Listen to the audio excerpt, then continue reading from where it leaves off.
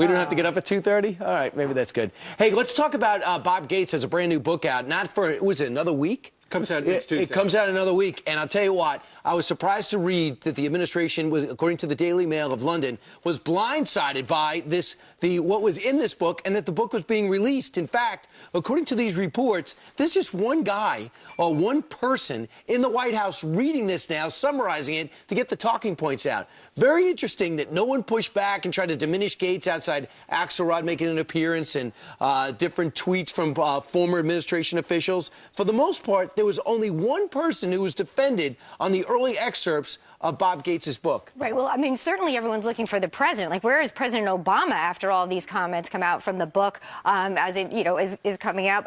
I think we're searching for him, but there's no hiding Biden. We saw him everywhere. They made sure he was in every photo. We knew what time he was eating lunch, brushing his teeth. And he had 5 appearances. He had 5 appearances with the president yesterday. Yes, well, we only saw and this we one. knew about that because they let us know about it. And that photograph was the first time in this administration's history that we've been able to see this lunch actually occur. So past the bread and butter, I guess. I'm not sure what happened there. Ed Carney, though, actually went in and Jay Carney was taking questions from Ed Henry yesterday, but I'm not sure he answered anything. Take a listen. You let the photographers in, and that is a great positive step, but you did not let any reporters in. And we see this more and more, that you seem to think giving more access is letting photographers in, which we support, but we can't have anybody shout a question. We can't have any. If the president wants to defend the vice president. He doesn't. Ed, can I tell you, we let photographers in because he knows he doesn't need to. We let photographers in because we've had an ongoing discussion about access for photographers. And we have an ongoing discussion with reporters as well. Good thing. You're leaving out that we've had an ongoing discussion. And you're leaving out that word for word, minute for minute, question for question, this president has answered more questions from the free and independent press, or at least as many as his immediate predecessors, which we've discussed. Why not today? Well, he doesn't. I don't know of any president in history who's taking questions every day. Not every day. He hasn't taken a question since what? Was it December 20th? Well, you and he were. And see, that was tense because in the Gates book, what Bob Gates, former defense secretary, says regarding Joe Biden is they say that Mr. Biden was wrong on nearly every major policy and national security issue for the last 40 years. According to somebody inside the White House, the quotation is, "This is very, very bad. Jay Carney is spinning everyone, but that is his job." Somebody tough to spin are the American troops who were actually put in harm's way. Pete Hegseth, former captain, was talking to Elizabeth just about an hour ago about what this book does to the troops. Listen to this.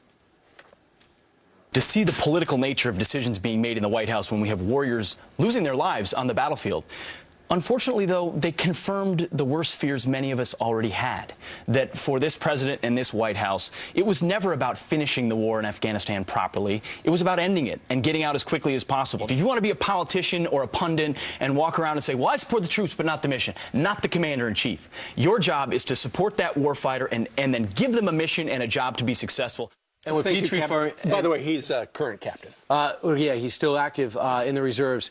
But here's what he's responding to. He's responding to the fact that, according to the Secretary of Defense, who had the chance to compare 2 presidents back to back, he said the mission in Afghanistan, the president did not believe in it.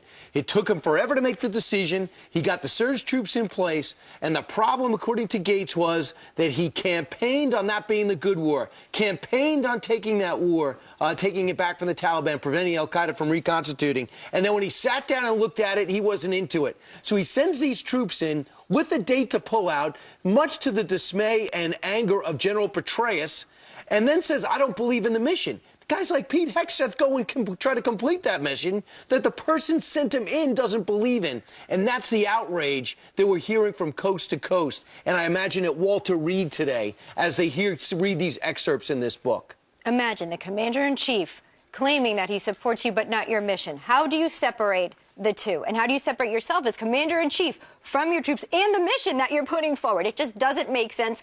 Doesn't make sense on paper. Doesn't make sense on air. Doesn't make sense from the President of the United States. To hear any of that coming forward in this book is just shocking. Yeah, and I was watching one news channel yesterday. You would think that this would be a big story. all about the bridge thing with Christie. We're going to be talking about that in a little while as well. Meanwhile, you know.